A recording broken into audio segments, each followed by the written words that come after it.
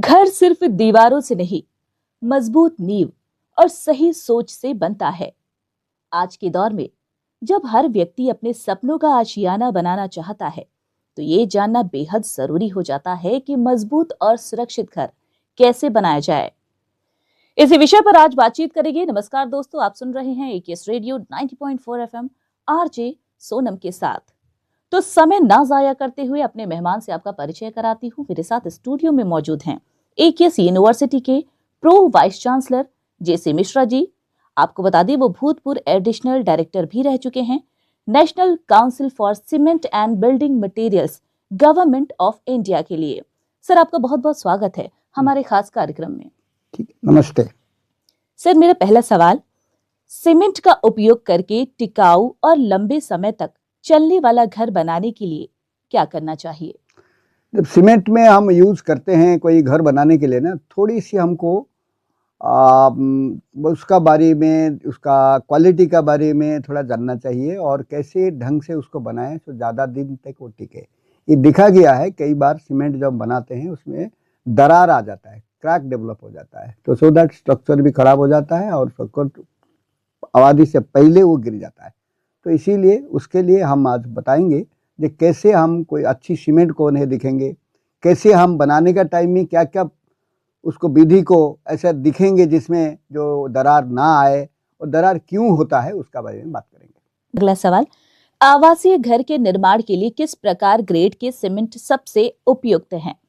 आज का डेट में, आज का दिन पे सीमेंट हर बड़े कंपनी जो बनाते हैं सभी अच्छी सीमेंट है, क्योंकि सीमेंट का जो क्वालिटी है सारी आजकल कंप्यूटराइज कंट्रोल है, तो उस क्वालिटी में सभी अच्छा मिलता है। जो छोटी सीमेंट प्लांट का आता है हो सकता है उनका क्वालिटी कोई अच्छा नहीं होगा, लेकिन मार्केट में हमको जो सीमेंट मिल रहा है जैसे 43 ग्रेड है, 53 ग्रेड है, वो ग्रेड सीमेंट आजकल अवेलेबल नहीं होता है, ओनली पीपीसी मिलता है, दैट इज पोजलाना सीमेंट से। मैं इसका बारे में भी बताऊंगा पोजलाना सीमेंट क्या होता है। अच्छा सर, चूंकि आपने सीमेंट का जिक्र किया, इसी पर एक सवाल कर लेते हैं कि घर के विभिन्न हिस्सों के लिए सीमेंट का चयन करते समय किन किन कारकों पर विचार किया जाना चाहिए? आपको देखिए, जैसे छात डालने का टाइम पे आप आजकल तो सारी पीपीसी सीमेंट आता है, लेकिन छात डालने का टाइम पे आप देखेंगे जो अच्छी कंपनी का है एंड जिसका फाइननेस ज़्यादा होता है, आपको उसका बारे में इतना पता नहीं होगा। वहाँ वो बोरी का ऊपर लिखा रहते हैं जी कौन सा फ्लाई ऐश परसेंटेज कितना ऐड किया है, तो उसका बारे में आप देखेंगे और अच्छी कंपनी जो है उसका सीमेंट आप ले सकते हैं। और सीमेंट लेने का टाइम पे एक हम लोग जांच करते हैं, जैसे कोई गांव का आदमी है, सीमेंट का टेस्टिंग के बारे में जानता नहीं है, तो उसको पता होना चाहिए कैसे अच्छा सीमेंट है। हम बोरी का ऊपर हाथ रख के ही बोल सकते हैं जी ये अच्छा सीमेंट है कि नहीं है। बोरी अगर गर्म हो रहा है सीमेंट आपका खराब हो गया है, बोरी अगर ठंडी है सीमेंट आपका पानी का साथ में अभी रिएक्शन करता नहीं है। ये भी इसका बारे में मैं समझाऊंगा। तो उसमें तो इसीलिए पहले हम देखते हैं सीमेंट जो गर्म नहीं होना चाहिए बोरी, और उसका बाद में सीमेंट को जब हाथ में हम लेंगे वो पूरा सिल्क की एकदम बढ़िया सा फाइन जैसे लगे, खुरदरा जैसे ना लगे। खुरदरा लगा मतलब सीमेंट खराब हो चुका है, तो वो सीमेंट को हमको यूज नहीं करना चाहिए। तो अपने श्रोताओं से यही कहना चाहूंगी, छोटी छोटी महत्वपूर्ण जानकारी है जिसे वो गौर से सुने, क्योंकि घर बनवाते वक्त ये अहम हो जाता है कि सीमेंट किस प्रकार का है, क्या वो हमारे घरों के लिए सही है या नहीं, ये महत्वपूर्ण बातें हो जाती है। बहरहाल अगला सवाल सर, कंक्रीट संरचनाओं में दरारों के सामान्य कारण क्या हैं? पहले आपको कंक्रीट में जो दरार आता है ये पहला दिन से ही शुरू होता है, महीना भर चलेगा, साल तक चलेगा, कई साल तक का बाद में भी दरार आता है। बहुत कारण है दरार के लिए। पहला कारण है जो आपका ड्राई सिंकेज जिसको बोलते हैं, जो सूखने का टाइम में कंक्रीट इतना फास्ट सूख जाएगा जो अंदर पे जो पानी है कंक्रीट का अंदर पे वो खत्म हो जाएगा, तो कंक्रीट में दरार आ जाएगा। तो ये है, पहले मैं इसमें समझाना चाहता हूँ कंक्रीट होता क्या है। कंक्रीट में जब आप सीमेंट डालते हैं तो सीमेंट वो कंक्रीट का में रहता है 6% एयर रहता है, वायु 6% उसका अंदर में कोई भी कंक्रीट में रहेगा, 16% पानी रहता है और सीमेंट रहता है 11%। 11% सीमेंट है और जो बालू और गिट्टी जो फाइन एग्रीगेट और कोर्स एग्रीगेट जिसको हम बोलते हैं वो 66% रहता है, 65 से 66% रहता है। लेकिन जब सीमेंट में दरार आ जाए, कोई कंक्रीट में दरार आता है, हम बोलते हैं सीमेंट खराब है, लेकिन ऐसा नहीं होता है। हो सकता है पानी भी खराब है, हो सकता है जो बालू यूज किए, जो गिट्टी यूज की वो खराब है, वो दरार कर देगा। तो इसीलिए इसको हमको पहले से जितना मटेरियल हम यूज करते हैं उसको पहले से जांच करना चाहिए। सीमेंट तो जांच होके प्लांट से आ रहा है, ये मटेरियल कोई जांच करता नहीं है। जैसे आप बालू लेते हैं, बालू में अब दिखा जाता है 17 से 20% मिट्टी रहता है। उसमें अगर कंक्रीट आप बनाएंगे दरार तो आएगा ही, क्योंकि जो मानक निर्धारण केंद्र गवर्नमेंट ऑफ इंडिया का जो है, भारत सरकार जो है वो दिए हैं 5% से ज्यादा नहीं होना चाहिए मिट्टी। लेकिन हमारा जितना यहाँ मिट्टी सप्लाई करते हैं सीमेंट में वो भी है, गिट्टी में भी यही है। बड़े बड़े गिट्टी आपका होना चाहिए, गिट्टी अगर छोटा हो गया वो दरार बन जाएगा। तो इसीलिए गिट्टी बालू को चयन करना बहुत ही आवश्यक है। और उसका बाद में आता है पानी। पानी सभी से खतरनाक होता है। अगर अच्छी पानी आप यूज नहीं किया है, वो कुछ दिन का बाद में कंक्रीट का साथ में वो रिएक्ट करके आपका दरार सृष्टि करेगा। तो वो जो पानी है, आप जैसे टैप वाटर है, टैप वाटर हम यूज करते हैं, लेकिन हमको यूज करना चाहिए अंडरग्राउंड वाटर। जो पंप से हम पानी उठाएंगे उसी पानी को यूज करना चाहिए। कई बार दिखा जाता है कहीं से भी पानी ले लेते हैं, नाली से ले लेते हैं, नहीं तो हमारा कुआं से ले लेते हैं, नहीं तो हम कहीं पॉन्ड से ले लेते हैं जो है, तो वो सब पानी इतना अच्छा नहीं होता है। तो इसको हमको ध्यान देना चाहिए। तो सिर्फ गिट्टी बालू ही नहीं बल्कि पानी का भी विशेष ध्यान देना जरूरी है। बहरहाल सर, अगले सवाल की ओर चलते हैं। अनुचित मिश्रण, ओवरलोडिंग या पर्यावरणीय परिस्थितियां कंक्रीट में दरारें कैसे योगदान करती हैं? देखिए, आप अगर कंक्रीट बनाने का टाइम पे ज्यादा पानी दे देंगे, आपका दरार हो जाएगा। हमारा एक होता है जो हम जब कंक्रीट बनाने का टाइम में कभी ध्यान देते नहीं है, जितना मात्रा पानी का डिसाइड हुआ कि जो आपको इंजीनियर ने बताया जो इतना पानी 50% पानी मिलाना है, तो 50% सीमेंट का पानी आप मिलाना चाहिए। लेकिन क्या करते हैं, जो हमारा छोटे छोटे जो कारीगर है जो बनाने का टाइम पे, वो उसको बिल्कुल ध्यान देते नहीं है। तो उसमें क्या होता है, पानी ज्यादा चल जाता है। एक हम पढ़ के जाना है, जो जब ज्यादा पानी डालने से जो कंक्रीट का जो स्ट्रेंथ है, जो कंक्रीट का ताकत है, घट जाता है। तो पानी बढ़ गया, उसका ताकत घट गया। तो इसीलिए पानी को पूरा ध्यान देना चाहिए।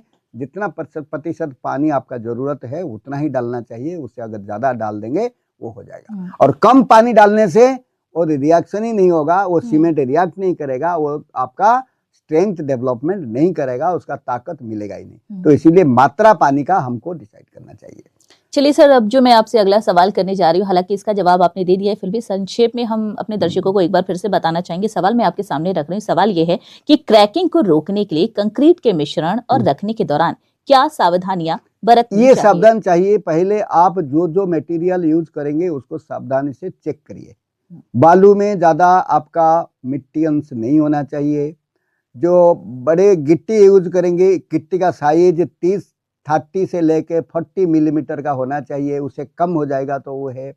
पानी का मिश्रण को आप चेक करना चाहिए, पानी आपका 50% से ज़्यादा नहीं होना चाहिए। उसका बाद में बनाने का टाइम पे उसका जो कंपैक्शन, जो वाइब्रेटर लगा के हम कंपैक्शन करते हैं, ये बढ़िया से होना चाहिए।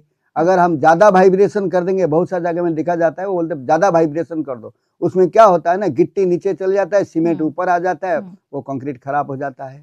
उसका बाद में हम जब सभी होने का बाद में क्यूरिंग किया जाता है, सिंचाई किया जाता है। जो सिंचाई को अगर हम सही टाइम पे करेंगे नहीं और सही समय तक नहीं करेंगे, कंक्रीट में क्रैक आता है। जैसे आजकल हम सारी पीपीसी मिलता है, पोजलाना सीमेंट। पोजलाना सीमेंट क्या है, मैं आज संक्षेप में आपको बताता हूँ। उसमें 35% हम फ्लाई ऐश मिलाते हैं। जो राख है, जो थर्मल पावर प्लांट है जहाँ इलेक्ट्रिसिटी बनता है, उसका जो राख को मिलाते हैं। बहुत सा सबका मन में धारणा है कि ये जो राख मिला देने से सीमेंट का क्वालिटी खराब है। नहीं, ये सीमेंट क्वालिटी बढ़ता है। ये ज्यादा दिन टिकाऊ रहता है, ज्यादा स्ट्रेंथ देता है, ज्यादा ताकत देता है। लेकिन उसके लिए ज्यादा दिन हमको क्यूरिंग करना पड़ेगा, सिंचाई करना पड़ेगा। सिंचाई उसके लिए मिनिमम 14 दिन करना चाहिए। 28 दिन अगर करेंगे तो बहुत अच्छा है, क्योंकि तब तक सीमेंट का अंदर में पानी नम्रता बनना रहना चाहिए, पानी अंदर में रहना चाहिए, सो दैट सीमेंट आपका रिएक्ट करके आपका स्ट्रेंथ डेवलपमेंट करेगा। सर इसी पर एक और सवाल है कि कंक्रीट में अच्छी ताकत और स्थायित्व प्राप्त करने के लिए क्या करना चाहिए? कंक्रीट में अच्छी ताकत के लिए पहले तो आप मटेरियल को सारी जांच करेंगे, सीमेंट सही मात्रा में डालेंगे। बहुत सा जगह में सोचते हैं हम लोग ज्यादा सीमेंट दे देंगे ज्यादा ताकत होगा, ज्यादा सीमेंट दे देने से क्रैक डेवलप हो जाता है। तो इसीलिए सीमेंट जितना मात्रा में चाहिए उतना मात्रा में लगाना है। जब आप उसको मिक्सचर मशीन में डालेंगे उसको पक्का 2 मिनट को घुमाना चाहिए, क्योंकि सारी चीज अच्छी से मिश्रण होना चाहिए। फिर उसका बाद में हम उसको जब आप डालेंगे जल्दी डालना चाहिए, इसको रख के 2-4 घंटा रख के तब डालना नहीं चाहिए, क्योंकि सीमेंट जम जाता है।